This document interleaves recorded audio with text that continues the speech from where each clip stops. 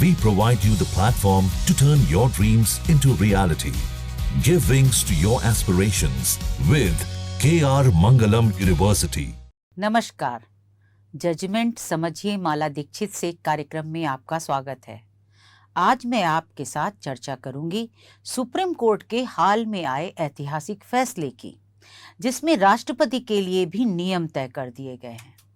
पहली बार supreme court ने राष्ट्रपति के लिए डेडलाइन तय की है, यानी समय सीमा तय कर दी है। कोर्ट ने साफ कर दिया है कि राज्यपालों द्वारा विचार के लिए भेजे गए विधेयकों को राष्ट्रपति अनिश्चित काल तक दबाकर नहीं बैठ सकती। राष्ट्रपति को उस विधेयक पर 3 महीने में निर्णय लेना होगा। सुप्रीम कोर्ट ने सिर्फ राष्ट्रपति के लिए तय समय में निर्णय लेने की सीमा रेखा ही नहीं खींची है, बल्कि आगे भी कहा है कि राज्यपाल द्वारा विचार के लिए भेजे गए विधेयकों पर अगर राष्ट्रपति 3 महीने की तय समय में निर्णय नहीं लेती हैं और इससे ज्यादा देरी होती है तो उसका उचित कारण रिकॉर्ड किया जाएगा और संबंधित राज्य को सूचित भी किया जाएगा। बिल को अनिश्चित काल के लिए दबाकर बैठ जाने पर सुप्रीम कोर्ट ने कहा है कि अनुच्छेद 201 में राष्ट्रपति के पास कोई पॉकेट वीटो या पूर्ण वीटो नहीं है। कोर्ट ने कहा है कि अनुच्छेद 201 में शैल डिक्लेयर शब्द का इस्तेमाल किया गया है, जिसका मतलब होता है कि राष्ट्रपति को 2 में से एक विकल्प को चुनना ही होगा। या तो राष्ट्रपति विधेयक को मंजूरी दें या फिर उस पर मंजूरी रोक लें। सुप्रीम कोर्ट ने अपने फैसले में कहा है कि संवैधानिक योजना संवैधानिक अथॉरिटीज को अपनी शक्तियों का मनमाने ढंग से इस्तेमाल करने की इजाजत नहीं देती। यानी साफ है कि विधेयकों को मंजूरी के मामले में मनमानी न राज्यपाल की चल सकती है और न ही राष्ट्रपति की। सुप्रीम कोर्ट ने इस फैसले में विधेयकों पर सहमति के बारे में राज्यपाल और राष्ट्रपति को समय सीमा के दायरे में बांध दिया है। हालांकि यह फैसला राज्यों से मंजूरी के लिए राष्ट्रपति के पास आए विधेयकों के बारे में आया है, लेकिन इसके मायने मतलब बहुत दूर तक जाते हैं। राष्ट्रपति के लिए विधेयकों पर फैसला लेने के लिए समय सीमा तय करने वाला यह ऐतिहासिक फैसला जो है वो न्यायमूर्ति JB पार्डीवाला और न्यायमूर्ति R महादेवन की पीठ ने 8 अप्रैल को सुनाया था, जिसमें तमिलनाडु सरकार की याचिका आई थी और उसमें तमिलनाडु सरकार ने राज्यपाल RN रवि द्वारा लंबे समय तक 10 विधेयकों को दबाकर बैठे रहने और विधानसभा द्वारा जब उन विधेयकों को दोबारा पारित करके राज्यपाल की मंजूरी के लिए भेजा गया तो राज्यपाल ने उन विधेयकों को राष्ट्रपति को विचार के लिए भेज दिया था और इस मुद्दे को ही तमिलनाडु सरकार ने सुप्रीम कोर्ट में याचिका दाखिल करके उठाया था। सुप्रीम कोर्ट ने 414 पेज का विस्तृत फैसला दिया है, जिसमें विधेयकों को मंजूरी देने के बारे में राज्यपाल और राष्ट्रपति के लिए व्यवस्था तय की गई है। सुप्रीम कोर्ट के फैसले की एक और बहुत बड़ी खासियत है, इसमें पहली बार कोर्ट ने सीधे विधेयकों को मंजूर मानने का आदेश जारी किया है। कोर्ट ने तमिलनाडु के राज्यपाल द्वारा रोक के रखे गए 10 विधेयकों को राज्यपाल के समक्ष दोबारा विचार के लिए भेजने की तारीख से ही मंजूर घोषित कर दिया है। तो ये पहला मौका है जबकि सुप्रीम कोर्ट ने सीधे विधेयकों को मंजूर कर दिया है और विधेयकों को राष्ट्रपति और राष्ट्रपति के हस्ताक्षर के बगैर कोर्ट के आदेश से कानून की हैसियत मिली है। आप ये समझिए कि ये बहुत बड़ा डेवलपमेंट है, क्योंकि आज तक यही व्यवस्था थी कि कोई भी विधेयक कानून की शक्ल तभी लेता है जब उस पर राज्यपाल, राज्य में होता है तो राज्यपाल और केंद्र में होता है तो राष्ट्रपति हस्ताक्षर करते हैं, उसको मंजूर करते हैं, उस पे अपनी एसेंट देते हैं यानी स्वीकृति देते हैं, तभी वो विधेयक कानून की शक्ल लेता है, वरना वो एक कागज का टुकड़ा ही रह जाता है।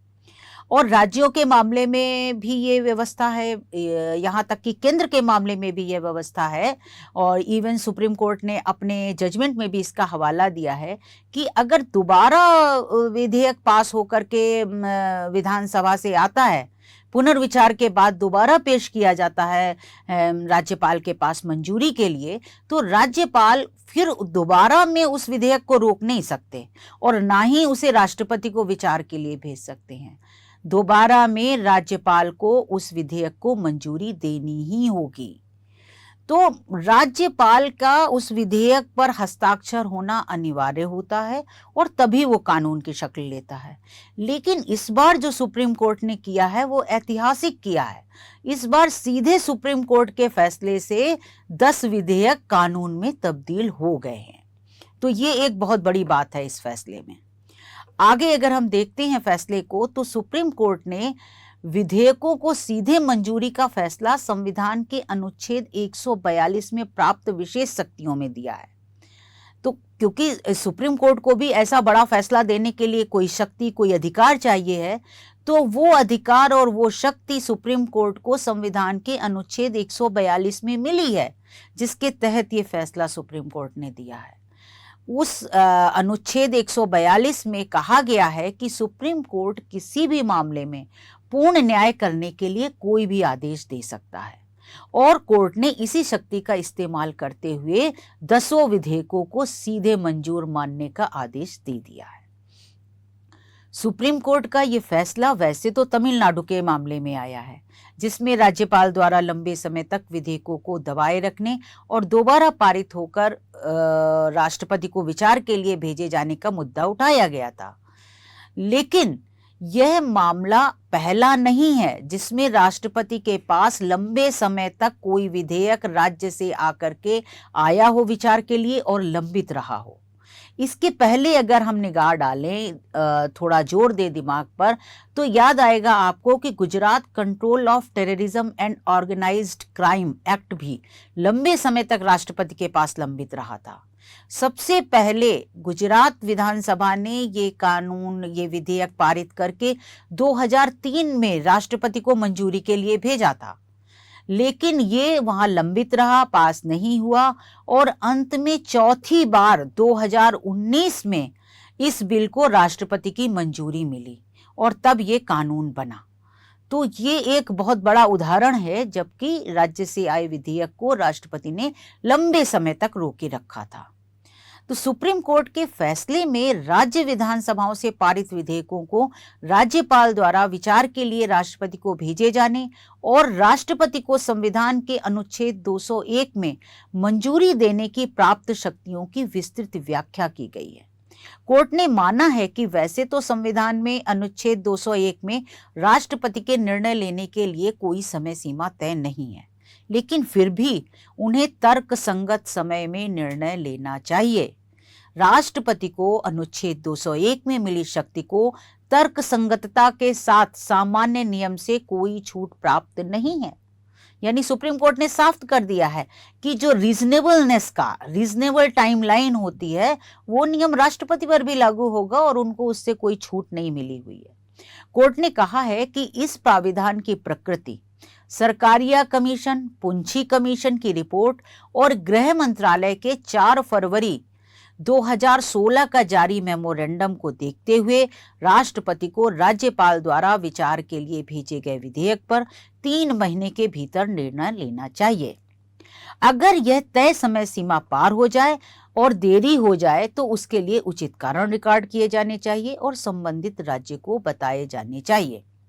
कोर्ट ने सरकारिया कमीशन, पुंछी कमीशन और गृह मंत्रालय के 4 फरवरी 2016 के मेमोरेंडम का हवाला देते हुए उन्हें जजमेंट में दर्ज किया है, क्योंकि इनमें विधेयक पर राष्ट्रपति के निर्णय लेने के लिए समय सीमा की बात कही गई है। गृह मंत्रालय के मेमोरेंडम में तो साफ तौर पर राज्य से आए विधेयक पर राष्ट्रपति के निर्णय लेने के लिए 3 महीने की अवधि की बात की गई है। अब सुप्रीम कोर्ट ने अपने मन से ये समय सीमा नहीं तय कर दी है, बल्कि गृह मंत्रालय के मेमोरेंडम से ही उसे उठाया है। लेकिन अब जबकि सुप्रीम कोर्ट ने फैसले में 3 महीने की अवधि तय कर दी है, तो अब यह नियम बाध्यकारी हो गया है। सुप्रीम कोर्ट का हर फैसला बाध्यकारी होता है।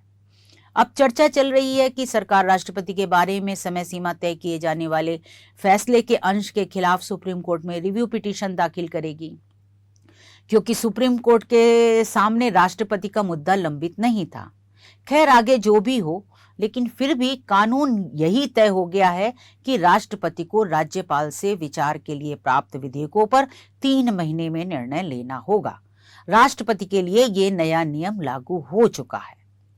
कोर्ट ने फैसले में यह भी कहा है कि जब कभी भी राज्यपाल अनुच्छेद 200 के तहत मिली शक्ति का इस्तेमाल करते हुए किसी विधेयक को पूरी तरह असंवैधानिक होने के आधार पर रोक लेते हैं और राष्ट्रपति के विचार के लिए भेजते हैं, तो राष्ट्रपति को उस समय इस संवैधानिक अदालत यानी सुप्रीम कोर्ट से गाइडेड होना चाहिए। यहीं पर आगे बढ़ने से पहले हम लोग ये जान लेते हैं कि संविधान के तहत राज्यपाल को किसी विधेयक को मंजूरी देने के बारे में क्या अधिकार प्राप्त है। संविधान का अनुच्छेद 200 कहता है कि राज्य विधानसभा जब कोई बिल पास करके मंजूरी के लिए राज्यपाल को भेजेगी तो राज्यपाल के पास 3 विकल्प होते हैं। या तो वे बिल को मंजूरी दे दें, या फिर बिल पर मंजूरी रोक लें और विधानसभा को पुनर्विचार के लिए भेज दें, और या फिर बिल को संविधान की भावना के खिलाफ या किसी केंद्रीय कानून से टकराव पाते हुए उसे विचार के लिए और मंजूरी के लिए राष्ट्रपति को भेज दें। हालांकि अगर विधानसभा बिल पर पुनर्विचार करके दोबारा राज्यपाल को मंजूरी के लिए भेजती है तो राज्यपाल उस बिल को दोबारा नहीं रोक सकते और ना ही उसे राष्ट्रपति के विचार के लिए भेज सकते हैं। दूसरी बार में राज्यपाल को बिल को मंजूरी देनी होगी। सुप्रीम कोर्ट ने फैसले में कहा है कि जब कभी भी राज्यपाल अनुच्छेद 200 के तहत मिली शक्ति का इस्तेमाल करते हुए किसी विधेयक को पूरी तरह असंवैधानिक पाने के आधार पर रोक लेते हैं और राष्ट्रपति के विचार के लिए भेजते हैं, तो राष्ट्रपति को उस समय संवैधानिक अदालत यानी सुप्रीम कोर्ट से गाइडेड होना चाहिए। राष्ट्रपति को बिल की संवैधानिकता और वैधानिकता पर अनुच्छेद 143 के तहत सुप्रीम कोर्ट को रेफरेंस भेजकर सलाह लेनी चाहिए।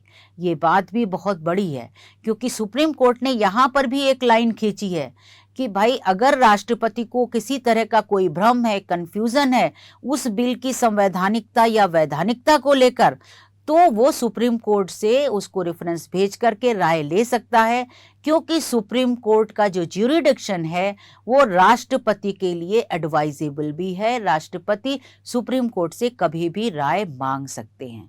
हालांकि राय मानना राष्ट्रपति के लिए अनिवार्य नहीं है, लेकिन वो राय मांग सकते हैं। तो यहाँ पर सुप्रीम कोर्ट ने यही कहा है कि अनुच्छेद 143 में आप सुप्रीम कोर्ट को रेफरेंस भेजिए और उससे राय मांगे, और सुप्रीम कोर्ट की ये जिम्मेदारी है कि वो कार्यपालिका और विधायिका की कार्यवाही की वैधता और संवैधानिकता तय करे। ऐसे में राष्ट्रपति को बुद्धिमानी से काम लेते हुए संविधान के अनुच्छेद 143 में सुप्रीम कोर्ट को रेफरेंस भेजकर राय लेनी चाहिए, ऐसा सुप्रीम कोर्ट ने फैसले में कहा है। कोर्ट ने स्पष्ट रूप से कहा है कि राज्यपाल के पास कोई पूर्ण वीटो नहीं है और यही नियम राष्ट्रपति पर भी लागू होता है। यानी ना ही राज्यपाल और ना ही राष्ट्रपति किसी विधेयक को अनिश्चित काल तक दबाकर नहीं बैठ सकते। सुप्रीम कोर्ट ने फैसले में राज्य में कानून बनाने की मशीनरी के सुचारू रूप से काम करने पर जोर दिया है। कोर्ट ने कहा है कि राज्यपाल को इसमें सहयोगी होना चाहिए, न कि बाधक। सुप्रीम कोर्ट का यह फैसला संवैधानिक पदों पर बैठे राज्यपालों के लिए बड़ी नसीहत देने वाला है और संविधान में दी गई संघीय व्यवस्था को मजबूत करने वाला है। तो आज बस इतना ही। फिर सुप्रीम कोर्ट कोई ऐसा ही महत्वपूर्ण फैसला सुनाएगा तो मैं उस पर आपके साथ चर्चा करूंगी। तब तक के लिए आज्ञा दीजिए। धन्यवाद।